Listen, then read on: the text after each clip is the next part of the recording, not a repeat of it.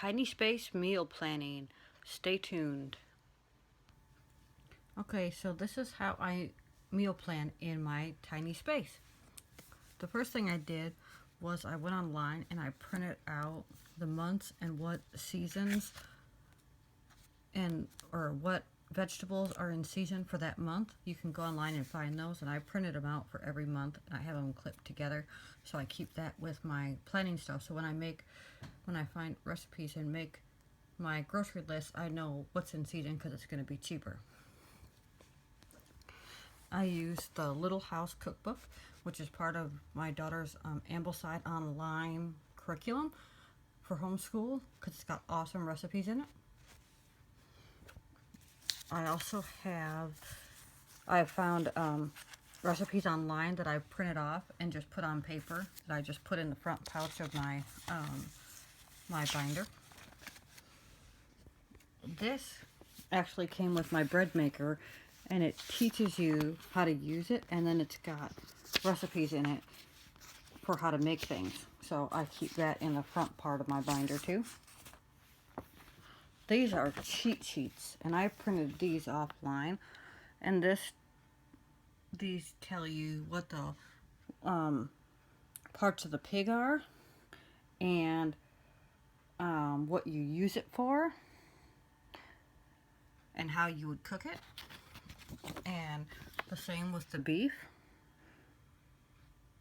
And then it's got just like normal stuff up here, which is like a pint is how many whatevers, and it's like conversions at the top.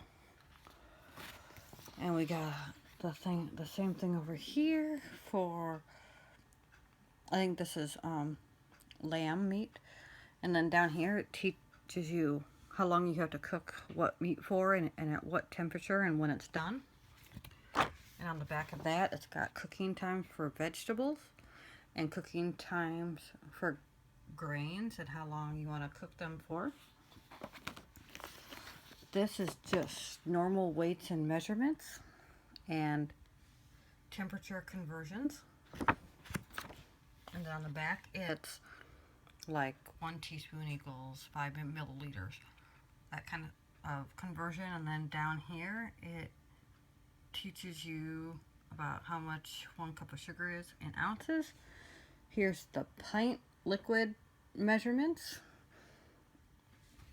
So I keep those in there.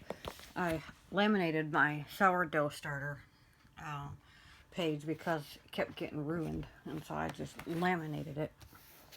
Now this is my recipe binder, and it has I have it labeled into different conversions, like what would you use if you didn't have milk and you needed milk, how could you use it, how to make your own buttermilk, how to curdle milk, anything is in this first part. The second part is breakfast recipes. The third part is veggie recipes. Fourth part is dinner recipes. And the fifth part, and back here, is desserts. And then these are just things I have printed off online that I liked. This was a calendar that we used that I took the recipes from, because it's got good recipes like pear crisp and chestnut and cranberry stuffing and squash sauce, and so I keep those in the back of this binder. So that's what's in that binder. In this binder, this is all crock pot recipes that I have found and printed off, like 400 pages of it, and it's got everything in it.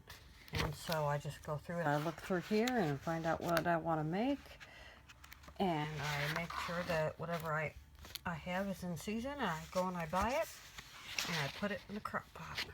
You can make apple coffee cake in the crock pot, and it's pretty good.